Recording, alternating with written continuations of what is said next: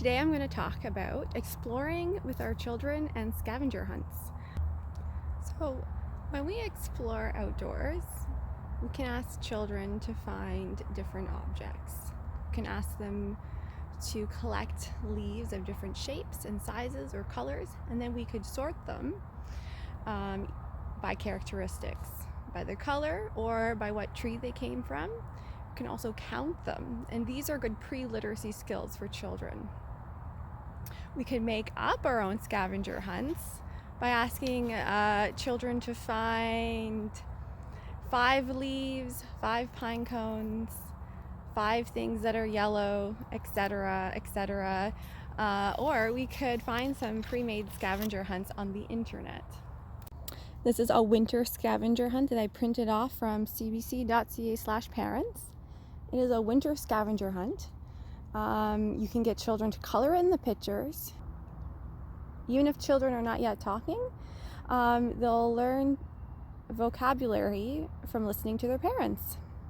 Pictures are great for children that are not yet reading words. Children can also record their own observations when they go out. They can draw their own pictures from what they see instead of us providing the pictures.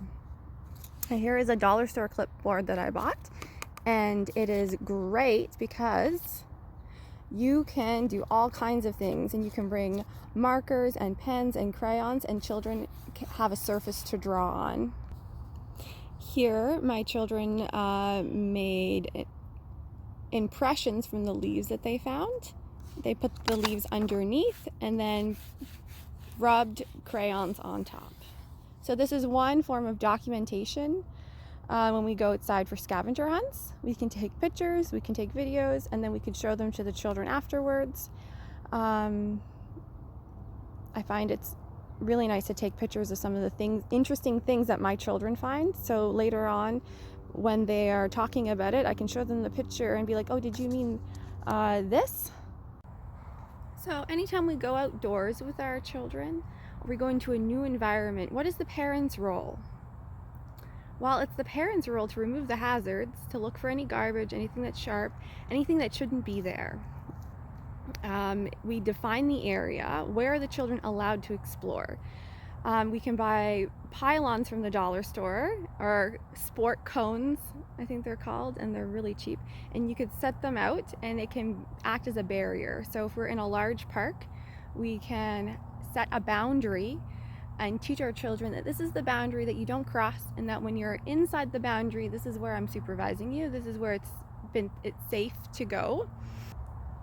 We can start an activity with our children, such as a scavenger hunt, but these are tools to get children interested in being outdoors, to get them interested in exploring, and also to start their little imaginations. The rest is up to them.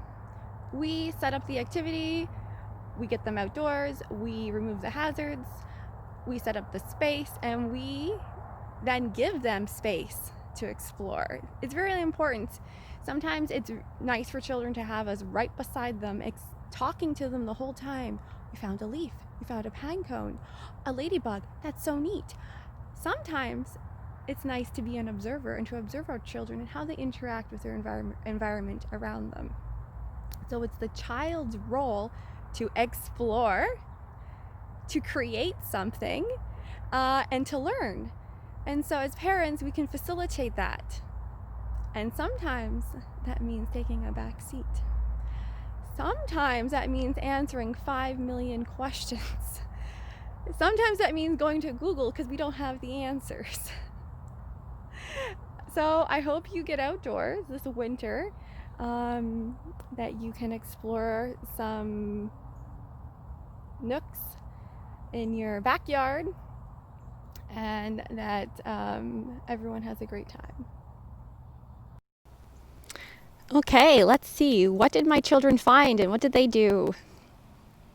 We found leaves and flowers, and this is them documenting what they found. You'll notice that we have water bottles and coffee, of course, some baby wipes to wipe our hands. Here, my son is using a net, and he's very proud of the tiny little shell that he found. We're wearing rubber boots and we have a magnifying glass. So we're well prepared. And sometimes instead of finding nature objects, we have to find our child.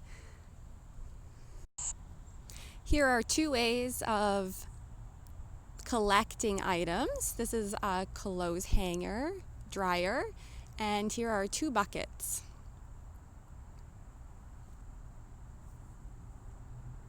This is a bowl for collecting nature items, and my daughter turned it into a nature soup. So this shows that she's using creativity and imaginative play, as well as finding nature items. What's in it? Lots of different nature. And I use bark. What's in it? Some pine cones, bark, leaves, wild mushrooms, and flower leaves, flower petals, and bark. So I'm making a wild soup for my grandma today. I hope you enjoyed nature scavenger hunts. Please let us know what you get up to with your children. Please comment, send us a message on Facebook, or email us. We'd love to hear it.